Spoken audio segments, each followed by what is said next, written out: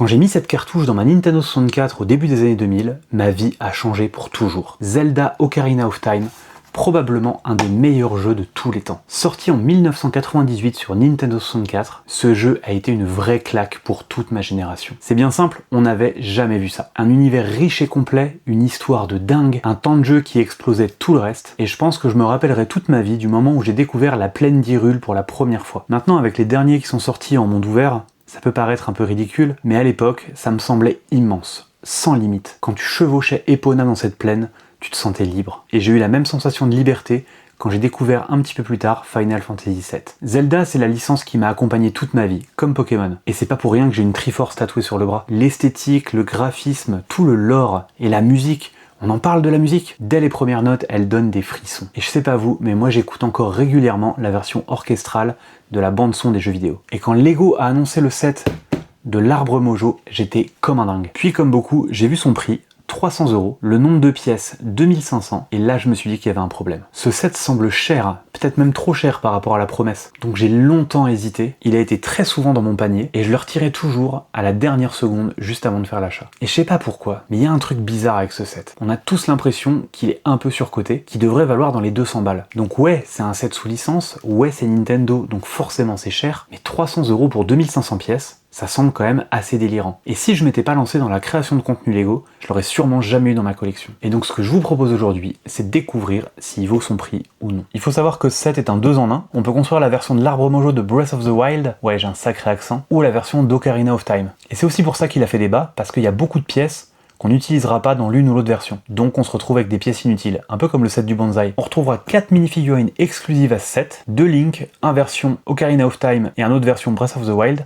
On retrouvera également un jeune Link et la princesse Zelda. Et bien évidemment, il y a un bouclier et une Master Sword. Je pourrais pas construire les deux versions dans cette vidéo, ce sera peut-être l'objet d'une deuxième ou d'une review, mais en tout cas moi je vais partir sur la version de Breath of the Wild. Allez, c'est parti.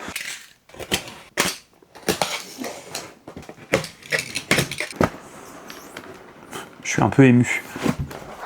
Oh là là.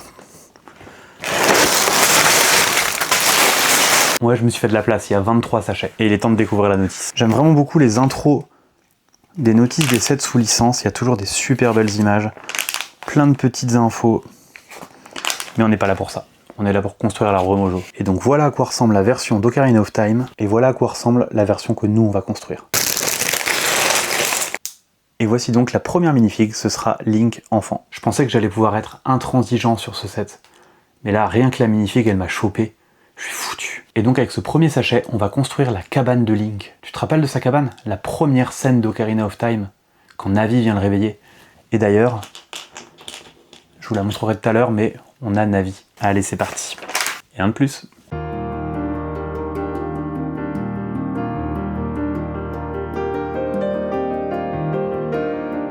Alors je sais bien que c'est que le premier sachet et que c'est que la petite cabane, c'est pas du tout ça le set. Mais ça me met déjà dans un état trop bien de nostalgie. Pendant que je construisais ça, je repensais à Ocarina of Time. Et ça me met vraiment dans un bon état d'esprit. Enfin je sais pas, je suis heureux. Et je me rends compte qu'en fait je le voulais très fort. Et je suis très content de le construire. Deuxième minifig dès le deuxième sachet. Je crois que Lego veut m'envoyer un shot de nostalgie. C'est bon, c'est bon. Je suis convaincu. On peut attendre pour les prochaines. Ça va aller. Oh, il y a un petit Ocarina, trop bien, j'avais pas vu. Et voici donc la deuxième minifig, un Link presque adulte avec son petit Ocarina. Il est magnifique, j'aime beaucoup les bottes imprimées, la tenue est vraiment bien, le petit bonnet très réussi, les cheveux aussi. Franchement, elles sont magnifiques les figues de ce set. Je suis désolé, ça fait encore une pause, j'arrive pas à me lancer, mais regardez ça. Une bombe, le bouclier, la potion rouge, la potion verte, le grappin, il y a une petite boussole. C'est trop bien. Oh, j'en peux plus, je vais jamais arriver à bout. Et donc on range ces petites affaires sous la maison. Oh là là, quelle claque déjà.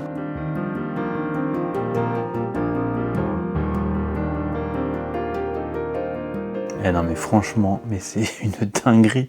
Rien que ça, moi je l'achète en fait comme set. Je pense que vous aussi d'ailleurs. Hein. Ça rend vraiment super bien et on a bien Navi qui est ici. Et ils ont même pensé à mettre différentes petites pièces de couleur pour pouvoir la changer d'humeur. C'est trop cool. Mais c'est pas ça qui nous intéresse. Nous on est là pour construire l'Arbre Mojo, donc on s'y met, c'est parti.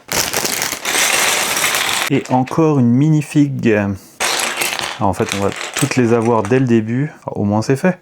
Et franchement, elles sont toutes plus exceptionnelles les unes que les autres. Je suis pas trop minifig habituellement, mais celle-là, elle touche mon petit cœur. Hein. Vraiment, la nostalgie qui parle. Allez, prends ton épée là. Allez! Attends, mais y a un truc que j'ai pas compris ou quoi? Bah, donc. Et le bon bouclier.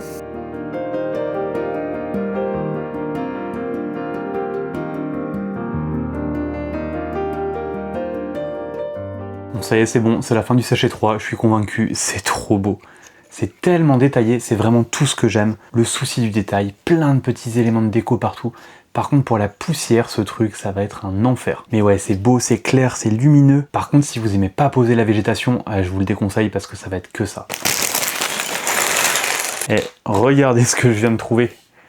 La Master Sword, ça y est, on l'a. Et on a donc notre 4e minifig, c'est Zelda. Je trouve ça assez étonnant que Lego ait choisi de nous mettre les 4 minifigs dans les 4 premiers sachets, c'est assez rare pour être souligné. Mais bon, au moins comme ça, on n'est pas à se poser la question de combien de sachets il reste avant la prochaine. On a les 4 et je peux vous dire qu'elles sont toutes ultra réussies. Le casting est complet, on peut continuer. J'ai oublié comment il s'appelait lui, mais par contre c'est Maracas. Elle fonctionne. Il est un peu moins fun ce sachet, je trouve. On est dans quasiment que du beige et j'arrive pas à comprendre où est-ce que je vais avec ça. Mais bon, ça peut pas être tout le temps à fond non plus, ça c'est tout à fait normal. Mais quand même, si un jour vous le montez, sachez-le, sachet 4, petit ventre mou. Je suis sûr que ça va être de très courte durée.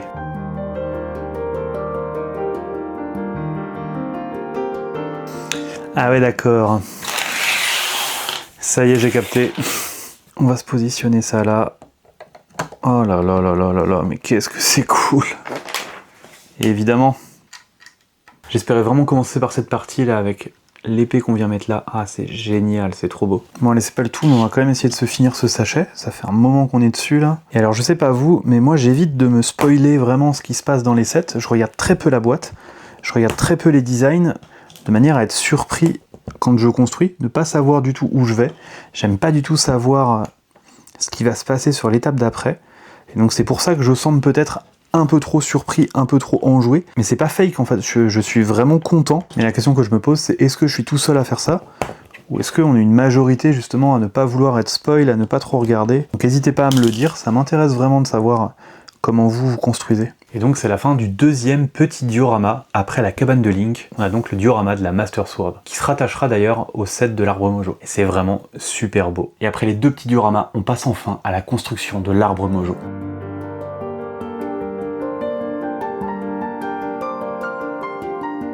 Et donc ça y est, on peut enfin répondre à la question quelle taille va faire le set. Honnêtement, je sais pas si je suis content ou déçu, je sais pas du tout si je m'attendais à plus grand ou plus petit. Ça me semble pas mal. Non, en vrai, je crois que je le voyais un peu plus grand. Après, une fois qu'on aura mis ça devant, ça fait quand même un beau set. On va pas juger trop vite.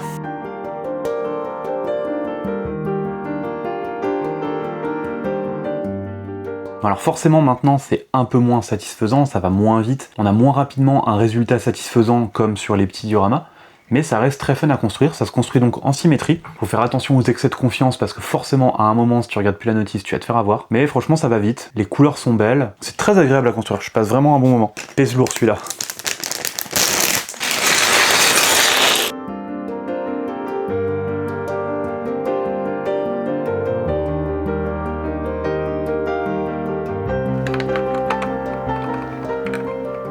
Ça y est, là on rentre vraiment dans la déco, l'habillage de l'arbre, ça va être trop bien. C'est toujours aussi fun à construire.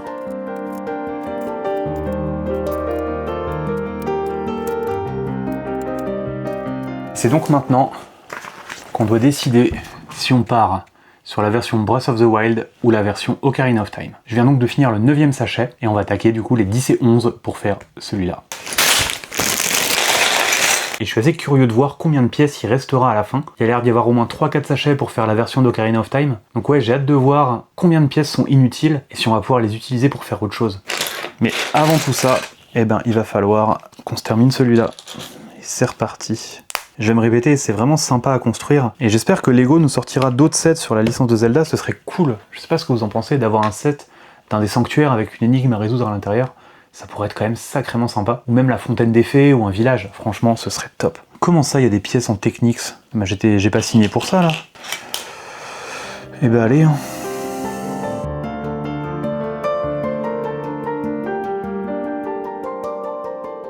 Bon, apparemment, on est en train de construire la bouche.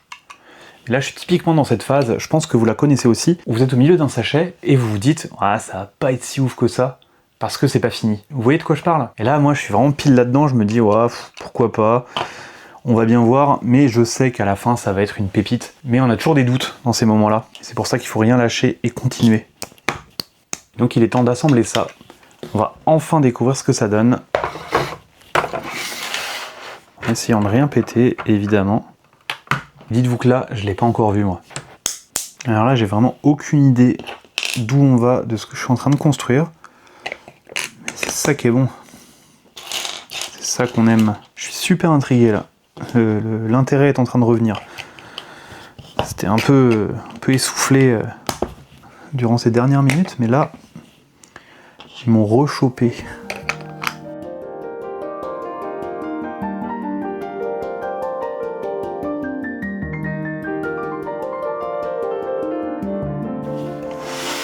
Ah, et donc il y a un mécanisme derrière, ça va servir à animer, je pense, les sourcils en même temps que la bouche. Ouais, c'est pas mal. Franchement, fallait y penser. Et bah c'était pas le sachet le plus fun, on va pas se mentir, mais ça y est, on a le visage de l'arbre mojo et on peut le faire parler, on peut le faire bouger. Donc c'est pas mal, mais est-ce que ça vaut 300 balles? Bah franchement pour l'instant je sais pas. Il va falloir qu'on continue pour le découvrir. Est-ce que c'est un sachet détente ou est-ce que c'est l'illusion d'un sachet détente? Parce qu'il paraît quand même vachement petit.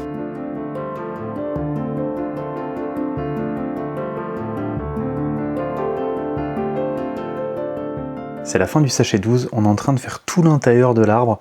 Il y a des petits easter eggs cachés dans les deux côtés, mais ceux-là je vais pas vous les montrer, ce sera uniquement pour ceux qui construiront le set. Parce que ouais, le but des vidéos c'est de vous montrer à quoi ça ressemble, ça on est d'accord, mais je vais pas tout vous spoil non plus. Et je suis sûr que vous pourrez trouver la réponse sur internet si vous comptez pas le construire. Vous saurez quand même ce qui se cache à cet endroit-là, mais je le dirai pas ici.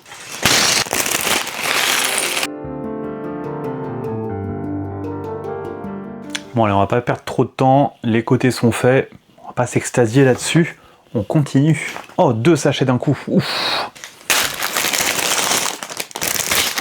Et j'en ai pas parlé depuis le début, il n'y a pas de stickers dans ce set. Toutes les pièces sont imprimées et ça franchement ça fait plaisir. Que ce soit ce bouclier ou cette petite pièce que je viens de trouver dans un de mes sachets, ça fait plaisir de voir que Lego ne met plus de stickers dans certains sets et qu'on a enfin le droit à des pièces imprimées. Parce que franchement, il n'y a pas de raison que la concurrence s'y soit mise et qu'eux ne s'y mettent pas.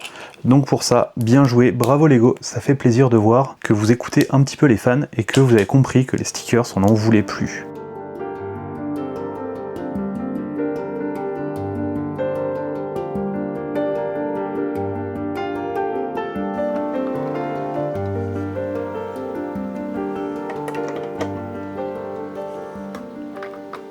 C'est donc la fin des sachets 14 et 15, on a fait les grandes racines de l'arbre mojo, et je suis agréablement surpris par les techniques de construction pour faire ces formes de racines.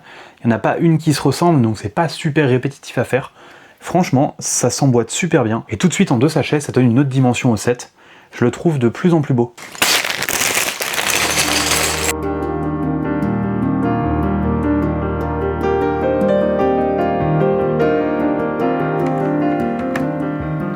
Bon ça y est, on a bien avancé sa tête et je crois que maintenant on va passer au feuillage. Et je pense que les petites feuilles roses là, ça va être vraiment super joli. C'est en partie pour ces feuilles roses que j'ai choisi cette version, je la trouvais plus jolie que la version d'Ocarina of Time. Je pense que ça va être plus sympa à exposer. Après peut-être que je me trompe et peut-être que celui de Ocarina of Time est bien mieux. Mais ça on le découvrira dans une autre vidéo si un jour je décide de le détruire et d'en faire un autre.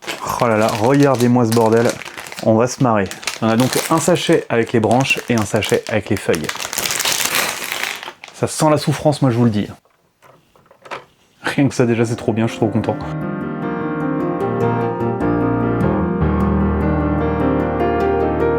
Bon alors je me suis peut-être enjaillé un peu trop vite tout à l'heure quand je disais qu'il n'y avait pas d'étape répétitive, parce que là ce que je viens de me prendre, c'est quand même assez violent, mais en même temps bah, c'est nécessaire, je le savais en commençant le set. Maintenant il va falloir comprendre dans quel sens ça se met. Ça a l'air d'aller là.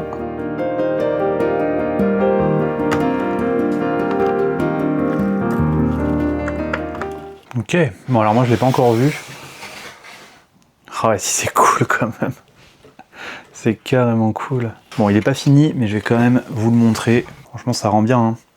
Bon, ça aurait pu être encore plus chargé en termes de fleurs et de feuilles. Et je suis sûr qu'un petit malin a sorti une notice sur Unbreakable pour vraiment densifier tout le haut là. Mais franchement, on doit reconnaître que c'est un très beau set. Allez, on va le finir. Bon, je crois que malheureusement, il reste pas grand chose à faire. Ça va se passer à l'intérieur de la tête. Je finis ça et je vous montre. Et ben voilà, l'arbre mojo est maintenant terminé. La grande question maintenant, c'est est-ce qu'il vaut le coup? Qu'est-ce qu'on en pense? Qu'est-ce qu'on fait de ça? Mais avant de vous répondre, il me semble qu'on a encore une pièce à mettre. Franchement, il est cool quand même. Alors, est-ce que ce set vaut le coup? Déjà, on va parler chiffres. Il fait 39 par 31. Ça fait quand même un beau set. Mais moi, ce qui me pose problème, c'est ça.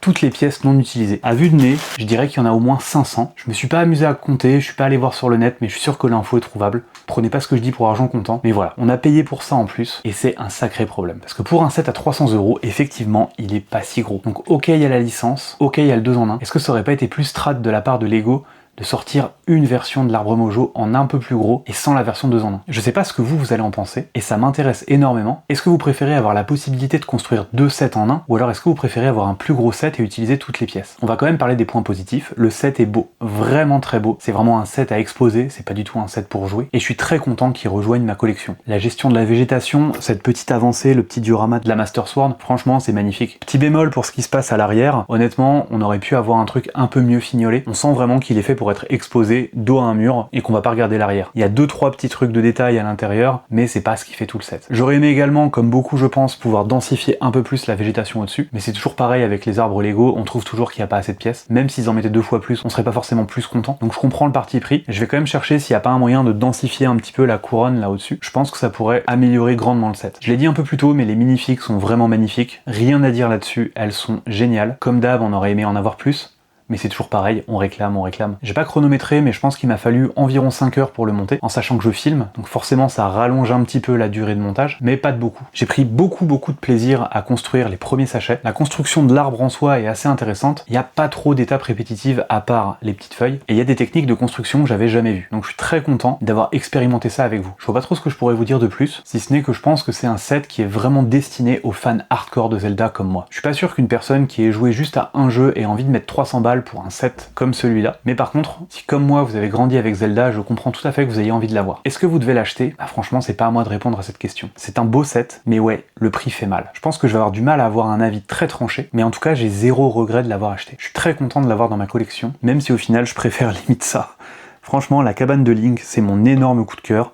L'avancée avec la Master Sword également. J'aime vraiment beaucoup le travail qui a été fait sur les racines de l'arbre. Je trouve que ça fonctionne vraiment très bien. Le fait qu'il puisse gigoter et ouvrir la bouche, moi je m'en fous un peu, mais c'est rigolo quand même. Il y a quand même pas mal de petits easter eggs, je vais pas tout vous spoil, c'est pas le but non plus, mais lors de la construction vous verrez, c'est quand même assez sympa. Donc je conclurai en disant que c'est un bon set, mais qui reste quand même assez cher pour ce qu'il est. Si vous êtes arrivé jusque là, je tiens à vous remercier d'avoir regardé cette deuxième vidéo. Si vous avez vu la première, vous avez dû voir que j'ai essayé de modifier un petit peu les cadrages, j'ai essayé de modifier un peu le rythme, pour essayer de sortir de ce que je connais. Moi, ce que je connais, c'est les formats courts, et c'est compliqué du coup de passer au format long. J'ai écouté vos conseils, j'ai essayé de les appliquer du mieux que je peux, mais encore une fois, je sais que cette deuxième vidéo ne sera pas parfaite. Si vous avez des conseils ou des critiques constructives, encore une fois, l'espace commentaire, il est là pour ça. Grâce à vous, je vais progresser, et j'espère que ce sera de plus en plus agréable à regarder. Pareil, au niveau de la durée, j'ai essayé de parler un petit peu plus, sortir du format short, où il faut que ça aille vite, faut cutter.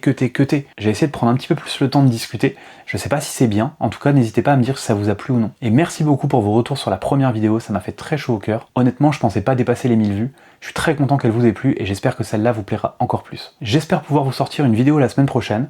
Je sais pas encore de quoi elle parlera. Au moment où je vais couper ma cam, je vais attaquer le montage. En tout cas, merci d'avoir regardé, et puis on se dit à la prochaine. Allez, salut!